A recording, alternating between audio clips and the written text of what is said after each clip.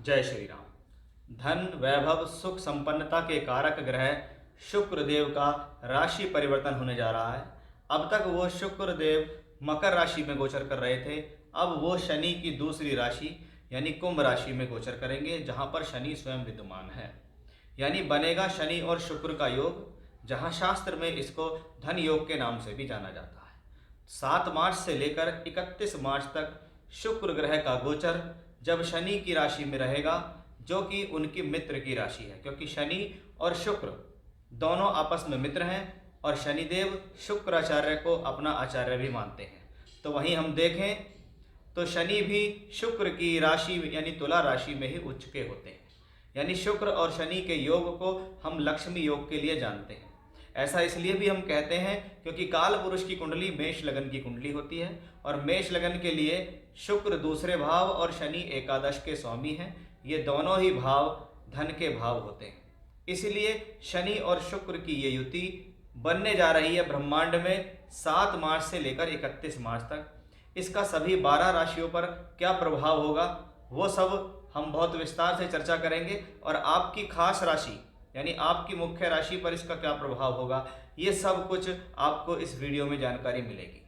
देखिए, जिन लोगों पर शनि या शुक्र से संबंधित दशाएं चल रही हैं, महादशा, अंतर या प्रत्यंतर, उन पर इसका खास प्रभाव होगा। अगर आपका जन्म धनिष्ठा, शतभिषा या पूर्वी भाद्रपद नक्षत्र में हुआ है, या आपको एक ऐसे ग्रह की महादशा चल रही है वो धनिष्ठा, शतभिषा या पूर्व भाद्रपद नक्षत्र में है, तो भी आपके ऊपर इसका प्रभाव अन्य राशियों के मुकाबले ज़्यादा होगा।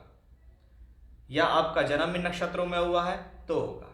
शनि और शुक्र, शनि जिनको हम कर्म कारक कहते हैं, शुक्र जिसको हम भौतिक सुख संसाधन का कारक कहते हैं, जब ये दोनों एक साथ मिलते हैं तो इसको योग कहा जाता है कि ये वो योग है जहाँ व्यक्ति अपनी हिम्मत, मेहनत और साहस से, अपने धैर्य से मेहनत करते हुए जीवन में आगे जाता है और सुख संसाधन को बटोर लेता है। किन लोगों पर इसका प्रभाव ज़्यादा हो सकता है? देखिए, शुक्र ग्रह जिसको हम धन का कारक कहते हैं, वैभव, सुख, संसाधन का कारक कहते हैं, तो फिल्म लाइन, मॉडलिंग, नृत्य, संगीत, media, Bollywood, singing, dancing, artificial jewelleries, stones का वर्क जो करते हैं, राशि रत्नों का जो काम करते हैं, या जहाँ पर हमें लग्जरी दिखाई दे रही है, जहाँ पर हमें ये दिखाई दे रहा है कि ये सुंदरता का विषय है, चाहे उसमें हम गारमेंट्स कहें, चाहे आर्टिफिशियल ज्वेलरीज कहें, चाहे हम मॉडलिंग कहें, चाहे हम ब्यूटिशियन कहें या बुटीक कहें, ऐसे क्षेत्र में जो लोग काम करते हैं उनके ऊपर इसका प्रभाव और अधिक पड़ जाता है।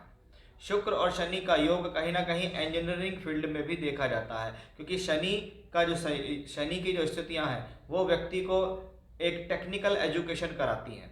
तो वहीं शुक्र ग्रह आईटी कंपनी वाले जो आईटी इंजीनियरिंग करते हैं, सीएस करते हैं, या जैसे आपका इलेक्ट्रॉनिक्स इंजीनियरिंग हो गई, उन क्षेत्रों के लिए भी इसको शुक्र और शनि के इस संयोग को अच्छा माना जाता है।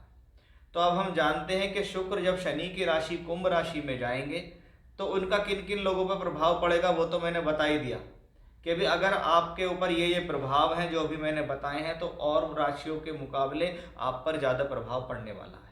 अब हम इसको विस्तार से आपकी राशि में हम चर्चा करेंगे कि ये जो शुक्र शनि की स्थितियां अब युति बनेंगी, इसका आपके जीवन में कहाँ कहाँ प्रभाव पड़ेगा।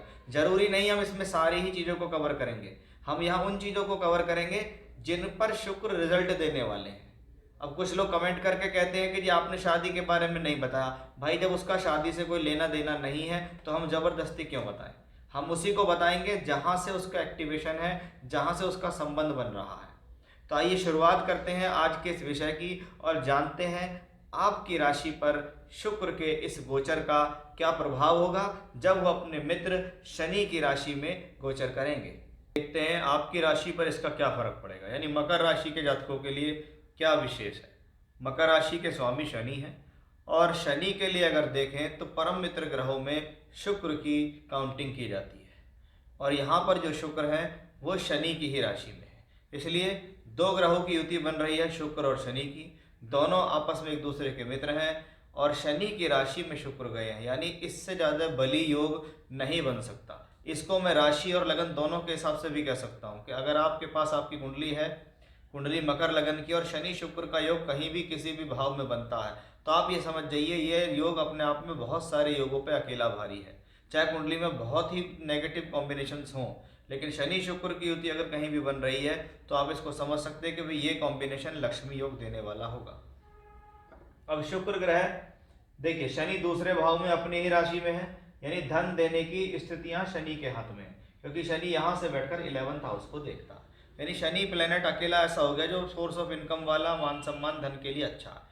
अब धन भाव में शुभ ग्रह गया हुआ है। शास्त्र कहता है कि अगर धन भाव के अंदर शुभ ग्रहों की अधिकता हो तो धन सुरक्षित रहता है, धन इकट्ठा होता है, धन जीवन में जुड़ता रहता है। यानी व्यक्ति के पास हम कहते हैं लिक्विडिटी भी होती है, पैसा भी उसके पास होता है, वो जितना कमाता है उसमें बचत भी कर लेता है, क्योंकि उसके धन भाव पे शुभ ग्रहों का प्रभाव है। शनि क्योंकि इस राशि के मालिक है, शुक्र यहाँ पहुंचे, इसलिए ये शुक्र शनि का एक लक्ष्मी योग बनता है दूसरे घर के अंदर। यानी जब तक शुक्र इस राशि में में रहेंगे शनि के साथ, तब तक ये कॉम्बिनेशन धन के लिए बहुत अच्छा है, क्योंकि शुक्र को फाइनेंस का कारक भी कहते हैं। अब शनि और शुक्र की युति दोनों मिलकर सोर्स ऑफ इनकम को बढ़ाने वाली है। इस दौरान आपके फंड्स में कुछ ना कुछ इंक्रीज होगा, आपका सोर्स ऑफ इनकम बढ़ेगा, आपको धन की स्थितियां अच्छी बनेगी, क्योंकि शुक्र आपके लिए योग कारक है।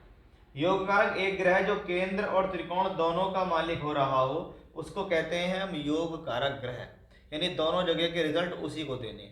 पंचम भाव का मालिक यहाँ बैठता है, यानी मेरी बुद्धि का संबंध मेरे धन से बना कि इस दौरान मैं जो बुद्धि लॉजिक निर्णय लगाऊंगा वो धन के रूप में किसी ना किसी तरीके से परिवर्तित होगा। पंचम भाव का मालिक दूसरे घर में है तो ये स्थिति शिक्षा विद्या के लिए बहुत अच्छी है।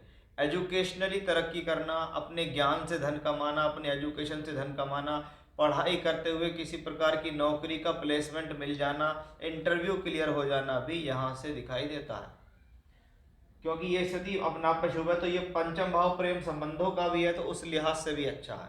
कर्म भाव का मालिक दूसरे घर से, कर्म का संबंध धन से, यानी इस दौरान किया गया कार्य धन में परिवर्तित होगा।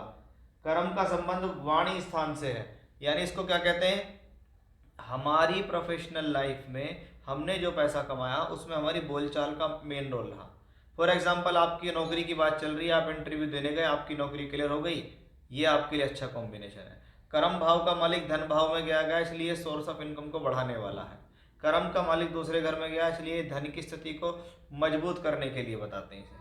कर्म भाव का मालिक दूसरे घर में गया हो तो इस दौरान आपको धन कमाने की अलग अलग नई अपॉर्चुनिटी मिल सकती हैं। ये स्थिति आपकी सोर्स ऑफ इनकम को बढ़ाने वाली होगी। यानी हम पूरी तरीके से कह सकते हैं कि शुक्र और शनि का ये लक्ष्मी योग जब दूसरे घर में बन रहा है, जहां शुक्र योग कारक है और शनि आपकी राशि धन के मालिक है, यानी इससे बेहतर धन योग हो ही नहीं सकता, खास तौर पे मकर राशि या मकर लगन के जातकों के लिए। तो अपने आप में एक बेहतर समय की स्थितियां यहाँ आती दिखाई दे रही हैं कि भी इस दौरान, क्योंकि भाई किसी के साथ अगर कुछ अच्छा होना है तो उसके लिए अच्छे होने में एक दिन ही काफ़ी है, कि खूब सालों से मेहनत करी और एक दिन आकर रिजल्ट मिला, क्योंकि समय अच्छा था तो रिजल्ट मिला।